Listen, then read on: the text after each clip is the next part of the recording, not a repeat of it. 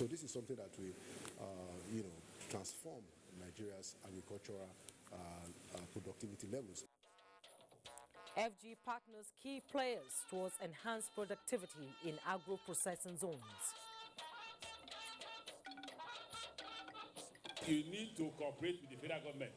You need to cooperate even with the oil companies. Milestone for Nigeria's railway revolution. Transportation of goods from north to south resuscitated after more than 40 years.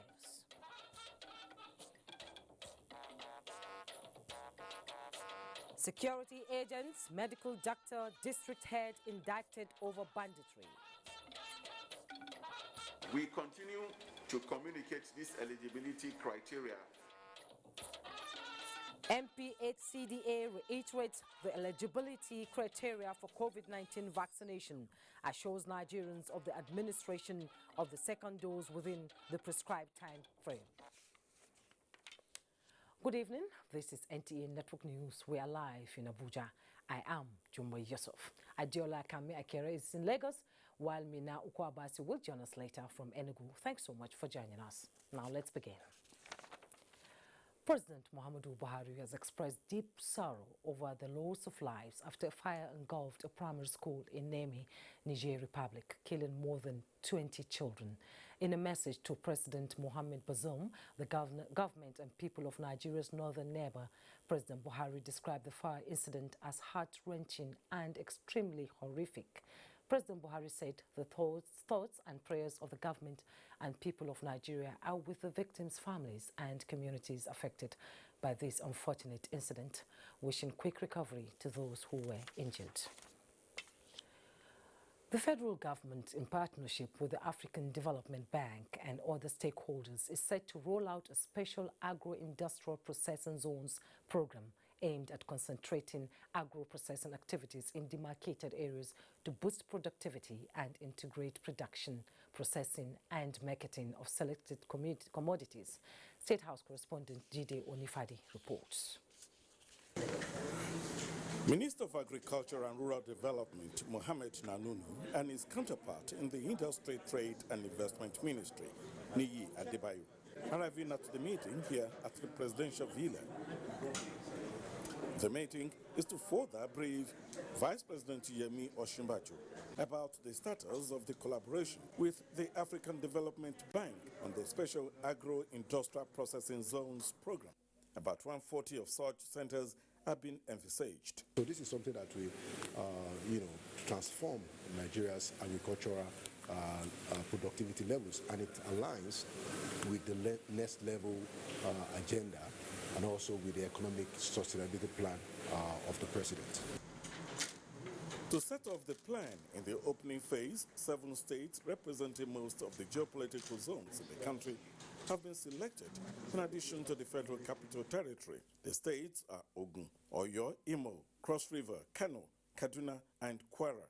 The Vice President, who said the country has enough room to accommodate these programs that will benefit the entire agric sector, emphasized the need to also ensure effective synergy with the 36 states for the success of the project. The African Development Bank's acting Vice President, Agriculture, Human and Social Development, Toda Asuko, said the bank, in collaboration with other stakeholders, is ready to start the first phase of the program.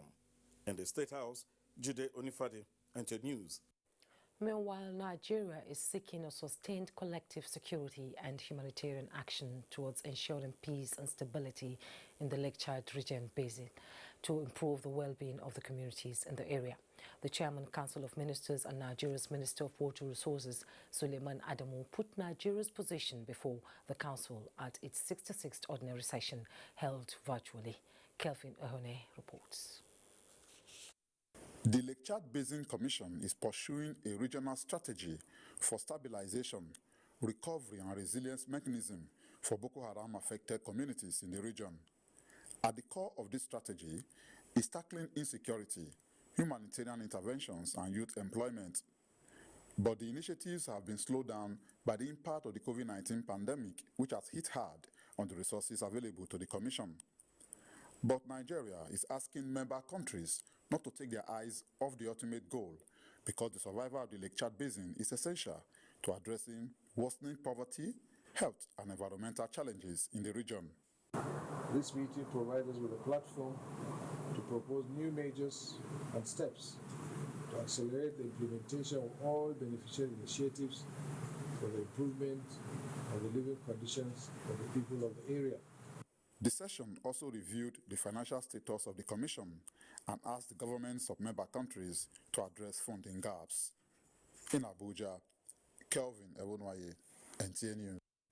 The federal government says young entrepreneurs will be provided with unfettered access to latest technology and telecommunication services to explore business opportunities in digital economy, to reduce unemployment and strengthen the economy.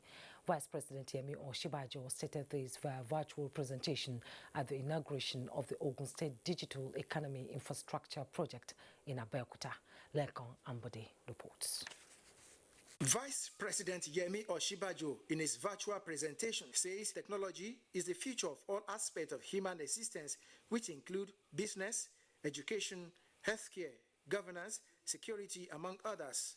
He commended Ogun State government for the initiative and being the state in Nigeria that has taken the leadership position in technology through massive investment in digital infrastructure. This project is a critical component of Mr. President's objective of broadband connectivity for all by 2023. This ambition, as you know, is now enshrined in our economic sustainability plan. For the Minister of Communication and Digital Economy, who was represented, the federal government is poised at exploring abundant advantages in ICT to attract more business opportunities. A recent report by SAP Center for Business Insight and Oxford Economics shows that 80% of the institutions that adopted digital economies were able to generate more revenue and block leakages. The state digital economy infrastructure project is to formally deepen the various advantages of ICT advancement into all sectors and making ICT one indispensable point of our economy. It's expected that the infrastructure will provide ICT services to educational institutions, economic strategic centers, homes and offices in the state through cyber optic network and broadband connectivity services. In Abeokuta, Lekon Agbonde, NTA News. Now, after more than 40 years, Nigeria has reactivated the transportation of goods between the northern and southern parts of the country by rail. At the flag-off of the commencement of freight services at the Warri-Itakpe standard gauge rail line by the Minister of Transportation, Chubike Rotimi Amechi, it was described as a landmark achievement by this administration. Oyinaya Kalu Oka reports. For years, Nigeria has been battling with the challenges of transporting goods across the country. Records show that it takes about 10 to 12 days, costing more than 500,000 naira averagely to transport goods from the south to the north. With this flag off, this now marks the opening of the rail line for cargo and goods movement in Nigeria. And with these 16 wagons of 96 gas pipes taking off from Warri in Delta State down to Itakpe in Kogi State, it will take just about 6 hours. Compare the time and the money saved when this is being moved by road. Truck movement will be minimized on the highways, as this particular movement of 96 gas pipes by 16 wagons is equal to about 32 trailers off the roads. The traders in Nigeria will no longer have challenge of issue of delayed. It's going to boost the economy of this place. Minister of Transportation Chibike Rotimi Amechi said the haulage services by rail will be extended to other states. You need to cooperate with the federal government. You need to cooperate even with the oil companies. The development and modernization of the railway transportation has been a major focus of the federal government of Nigeria. And at the same time, we are moving water pipes on this line on the narrow gauge from Eputemetal Junction to Zaria. And we have an offer about 1.8 million metric tons from flour mill, which we are working on. The Itakpe-Warri rail line linking 3 states of Kogi, Edo and Delta State was originally designed for the transportation of iron ore, but redesigned to provide passenger service. Oyinaya Kalu Oka, NTA News. Minister of Works and Housing Raji Babatunde Fashola has cleared air on claims made in a petition written on behalf of the Redeemed Christian Church of God on alleged payment to a construction company over the construction of Ifewara Road in Osun State. He made his submission while testifying before the Senate Committee on Ethics, Privileges and Public Petitions. Dayo Ogunshola reports. Testifying before the committee, the Minister of Works says the two payments made to the contractor were made legitimately 4 years before the life of the current administration. The minister observed that the road in question belongs to Osun State government, but intervention of federal government came because the project was initiated by a member of the National Assembly at a point in time. That the ministry has acted at all times in accordance with its statutory mandate and is not liable to the petitioner.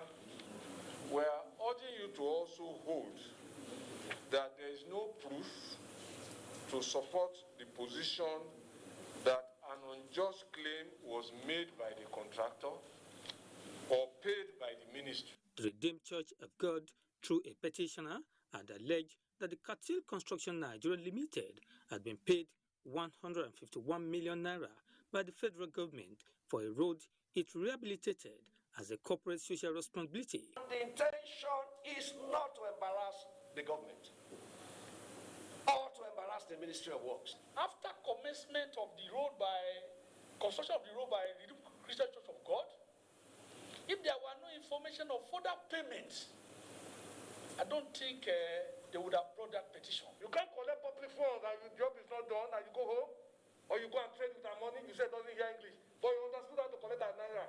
The committee commended the Ministry of Works and Housing for due diligence. From the National Assembly, Dayo Ogunshola, NTA News. You're watching NTA Network News. Let's pause for some messages. We'll be right back. Do stay. Thanks for joining us. The military has lamented the killings of soldiers in Benue State and vowed not to be deterred by the incident in carrying out its constitutional mandate of securing lives and property of Nigerians. The Minister of Defense, Bashir Magashi, stated this when he led other security chiefs on a visit to Governor Samuel Ortom. Charles Abba reports. The Minister of Defense said the Nigerian armed forces are deeply saddened and disappointed by the killing of soldiers in Constitutional Local Government Area of Benue State on April 5, 2021, describing the incident as unwarranted. The minister, who also expressed President Muhammad Buhari's displeasure over the killing of the soldiers, said barbarism and anything that tries to make Nigeria ungovernable would not be accepted. He stated that for the morale of the soldiers to be restored, perpetrators of the dastardly act must be apprehended and made to face the wrath of the law.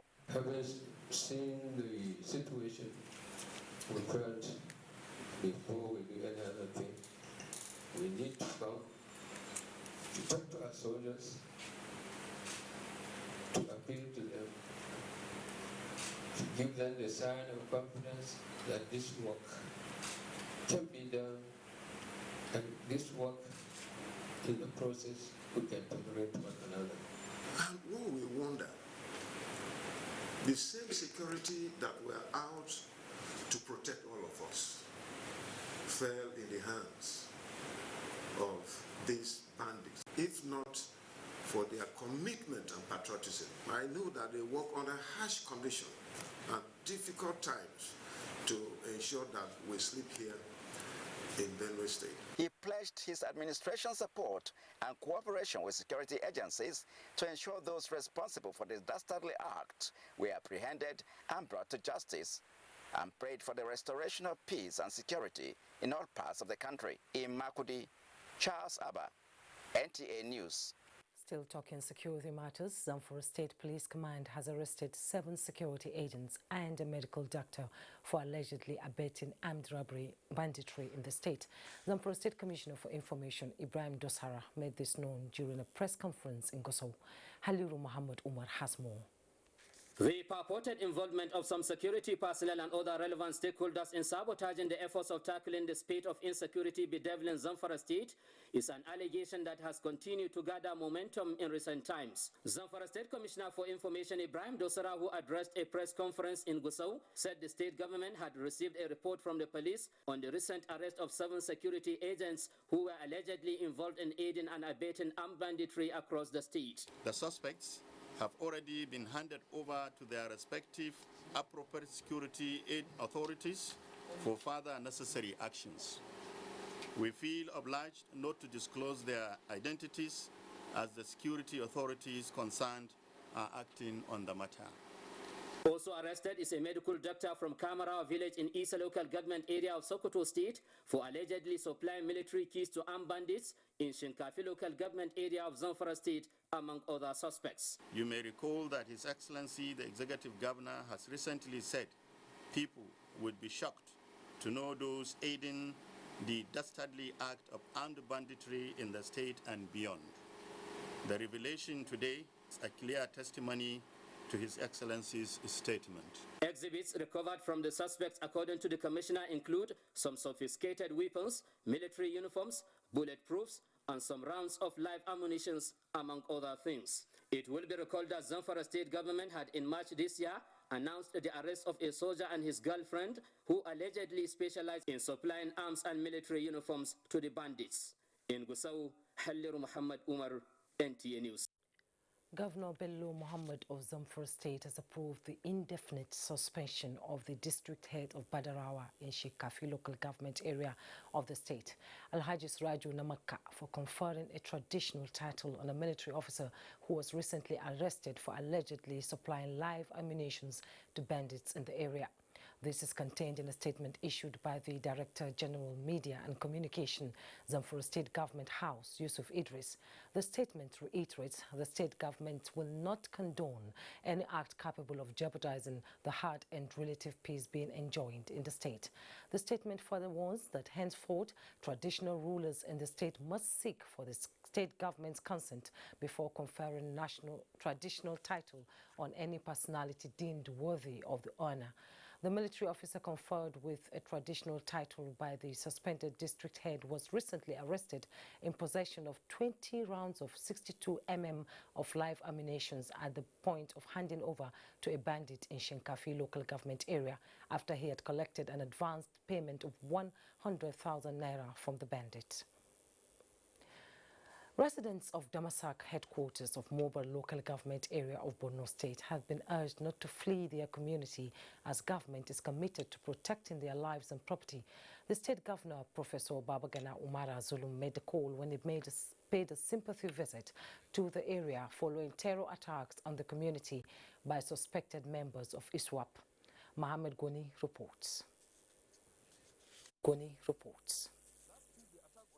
To be the fourth in 2 weeks, compelling residents, mostly women and children, to flee for safety as some residential houses and governmental structures were set ablaze by the insurgents. Accompanied by Senator Abubakar Kyari and other lawmakers at national and state level, as well as political stakeholders of the area, Governor Zulum's visit was to sympathize with the people and build resilience of the community. The 2-day visit afforded the governor the opportunity for an on-the-spot assessment of damages done to structures and address the residents, charging them not to flee, as government is committed to securing their community. We have over 126,000 Nigerians that are living in Niger Republic. We can't afford to see another humanitarian situation that will compound the existing situation that we have. We are pleading to the Nigerian army.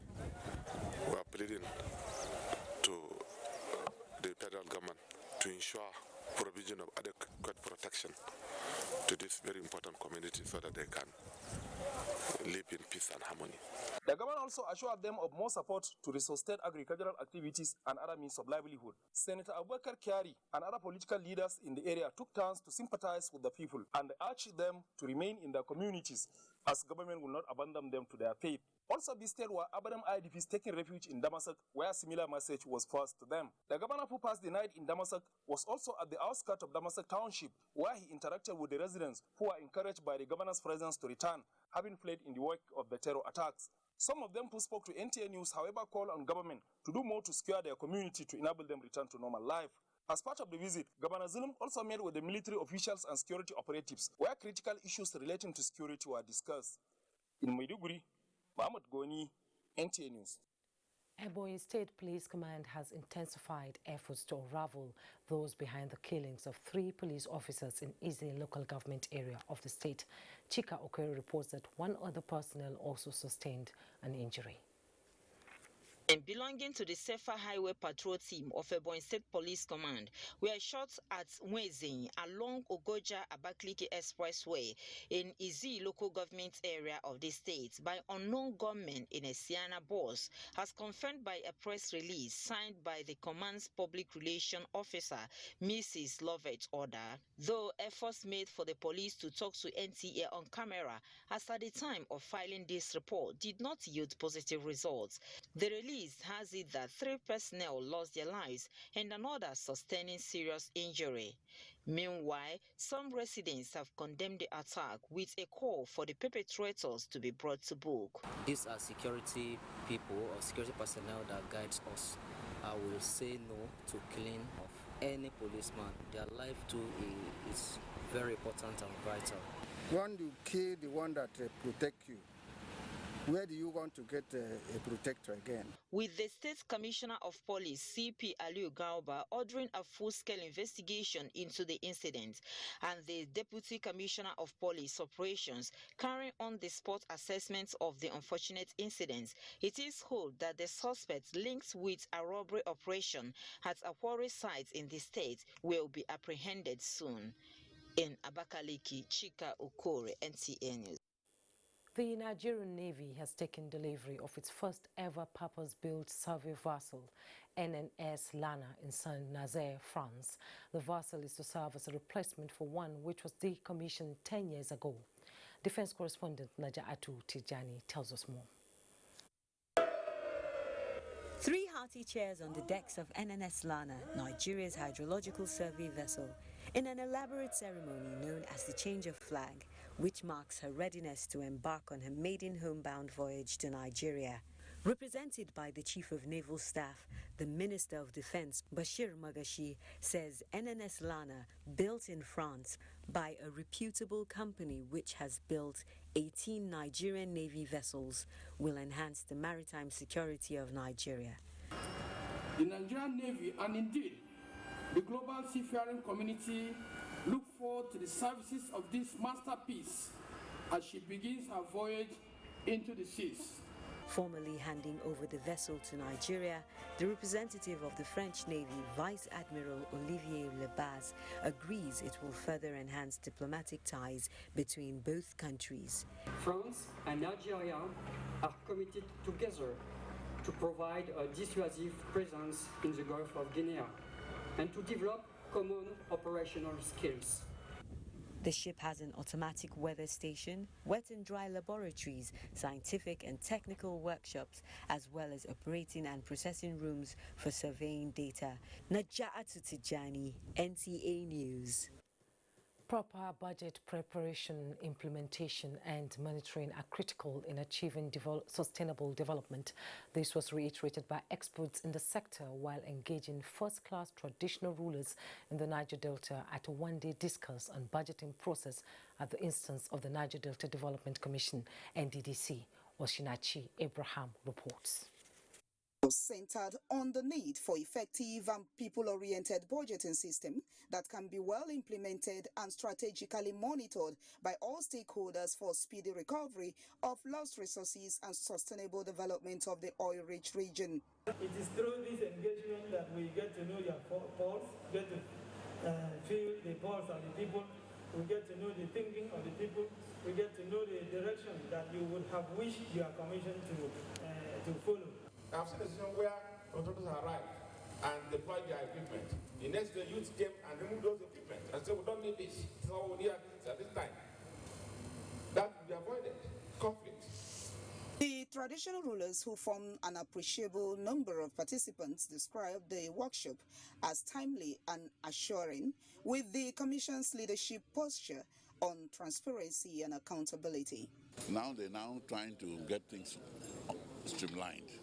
One thing that is still missing, though, is that Mr. President should now appoint a board, a functional board for the NDDC. I also hope that the federal government will continue to fund the NDDC. The syndicate section was created to brainstorm on planning, implementation, and monitoring of strategies for budgetary process in the NDDC. Participants insist that stakeholders' needs must be captured throughout the budgeting process. From Uyo, Osinachi Abraham, NTA News. BUA is set to commence sugar production at its Lafiagi Sugar Company by the first quarter of next year. The company's senior general manager Abdulrashid Olaiwalu made this known during a facility tour of the sugar processing factory and refinery located in Edu local government area of Kwara State. Kainde Omolosho reports. BUA took over Lafiagi Sugar Company in 2014 and started the project in 2016. The integrated project sits on a 20,000 hectares of land with a processing capacity of 10,000 tons sugar canes per day, 20 million liters of ethanol per annum, 220,000 metric tons of refined sugar, and a 35 megawatts generating plant to be connected to the national grid. Accompanying the project is a 235 road network connecting 15 communities, 20-kilometer irrigation plant, 200 housing units for staff of the company, health center, and an airstrip. All sugar and allied investments of BUA Group are set to take advantage of the entire sugar production value chain. These are investments in sugar estates as well as refining capabilities. On completion, will ensure that the sugar importation by Nigerians will reduce drastically, and that is the aim. The one in the ethanol is 100% completed, both the civil and the mechanical, everything. We are ready to go for that one. Atairu Sani, a graduate of mechanical engineering, was into petty trading, but since the project started, his life has changed. After this project, I think if I'm asked to handle another project similar to this, I can do that. This is the only plantation across Nigeria that has a sugar mill, that has a sugar refinery, an ethanol plant, and a power plant as parts of the plantation in itself. This is in addition to 20,000 hectares of arable land, of which about 6,000 hectares have been cleared, and about half of that under cane already.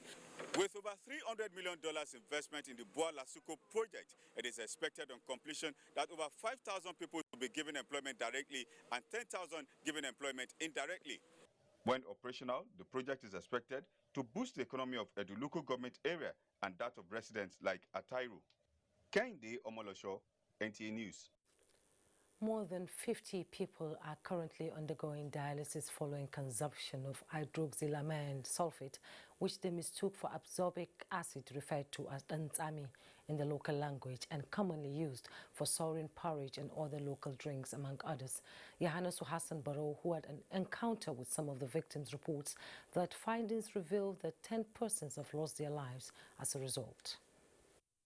An end is yet to be heard of the outbreak of a strange illness in Kano, with more than 500 people that reported symptoms of toxic neuropathy, including fever, nausea, vomiting, and hematuria. Abba Sharu is among the survivors. He battles various health complications and so far placed on dialysis 3 times. Eat nothing, but now I will eat.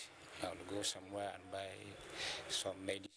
Although unaware of what he consumed that resulted to his illness, laboratory results, according to medical experts, reveals consumption of hydroxylamine sulfate, a chemical used in tanneries. The chemical was sold as Danzami. Unfortunately, it's not Danzami. It's not even a food-grade chemical. It's not fit for human consumption. The thing that we now are beginning to see is that people are being affected, their kidneys are being affected.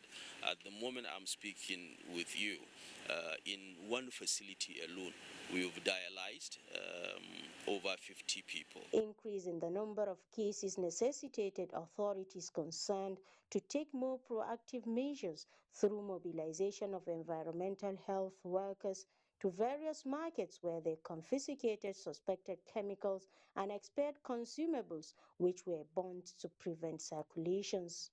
In a similar development, People have been cautioned to be mindful of what they consume, especially fruits ripened with calcium carbide, which is a causative agent of cancer. In Kano, Yahana Sambaro, NTA News. Time now to join Adiola in Lagos for more on Network News. Hello, Adiola. Hello, Jumai. Good to see you. 25 property owners, tenants, and business owners have received varying monetary compensations as work commences on the Lagos Rail Mass Transit. Governor Babajide Sanwo-Olu presented checks to the affected persons after flagging off civil works on the Red Rail Line project in Lagos. Musa Toliat has the report.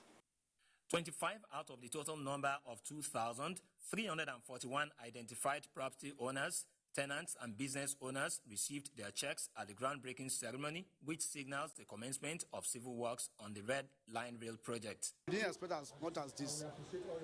Ordinarily, we have valued the property ahead of the compensation, but what we got is very near to what we expected. We thank Lagos State Governor for what compensate people for this project. The 37-kilometer Lagos Rail Mass Transit project will share rail tracks with the federal government's standard gauge rail line and is expected to be delivered in 3 phases. Governor Babajide Sanwo-Olu says the rail line will connect Oyingbo to Agbado in the first phase, while the second phase will integrate the Blue Line, water transportation, and bus interchange in Marina. The level crossings on rail tracks will also give way to vehicle overpasses and pedestrian bridges to be constructed by the federal government in Jibo, Ilupeju, Shogunle, Koka, and Agbado. Our choices for an integrated transportation system is clear and is crystal clear. We will continue to search for every available means of funding for our transportation infrastructure to ensure that the deadlines of our 2020 last quarter and our first quarter 2023 becomes a reality. Governor Sanwo-Olu, however, appealed to Lagosians to persevere, as the coming days would see traffic diversions in some parts of the state when works on the project commence. In Lagos, Musa Toliad, NTA News. The Nigerian Army Officers' Wives Association, NAWA, has inaugurated a mega shopping complex with more than 300 shops in Ojo Cantonment, Lagos. Dana Ajale reports that aside enhancing business activities, the complex will also encourage entrepreneurial skills.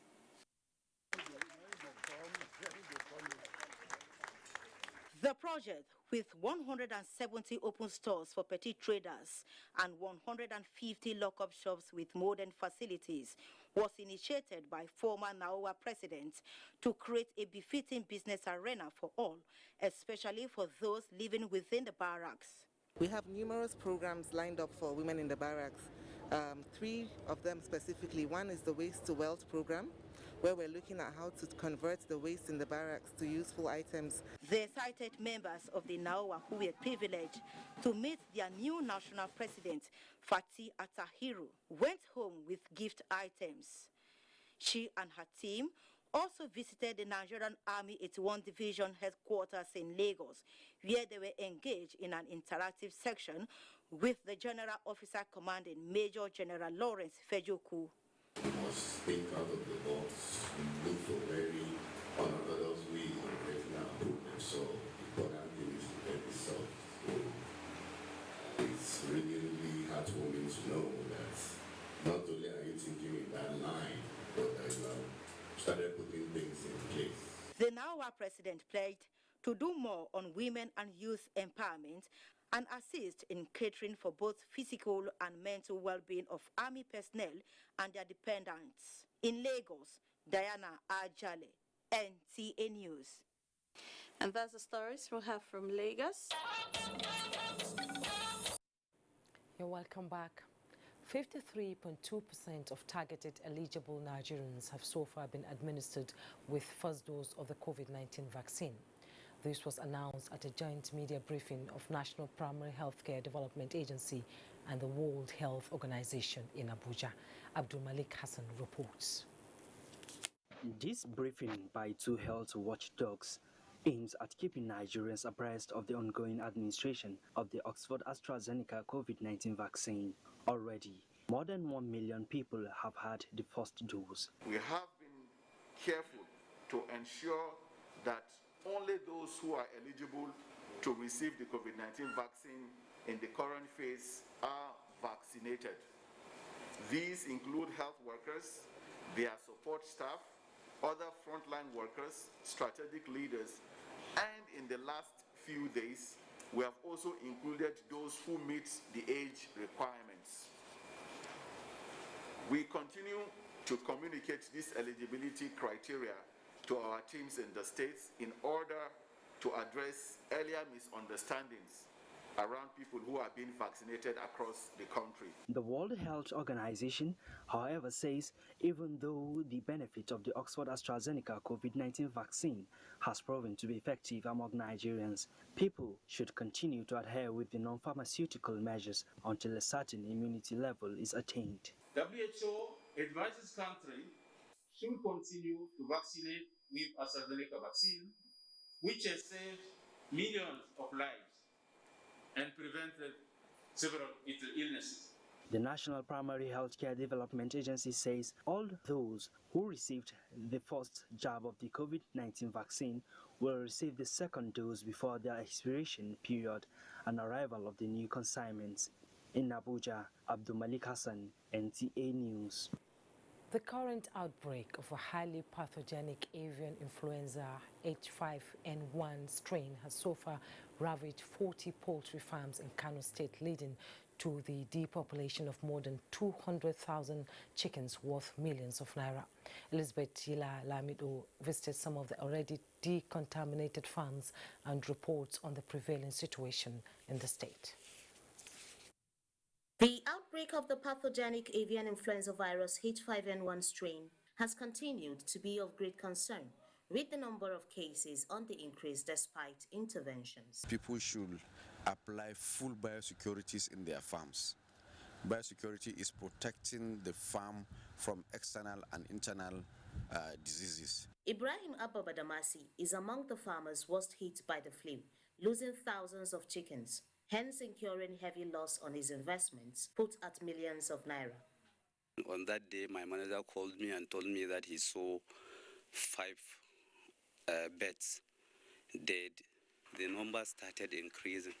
Poultry farms are expected to have a distance of 250 meters to 300 meters. However, in this particular location, most of the farms are clustered in one area, which could be a factor that caused the flu to spread at an exponential rate. From Kano, Elizabeth Yilalamido, NTA News. And Mina is standing by in Enugu for the next set of reports on NTA Network News. Hello, Mina. Hello, Jemay. Good evening and welcome to Enugu. The Federal Road Safety Corps Academy, UDI, Enugu State, has been in the forefront of training and conversion of personnel into corps marshals, conducting management courses, as well as engaging in other specialized consultancy trainings.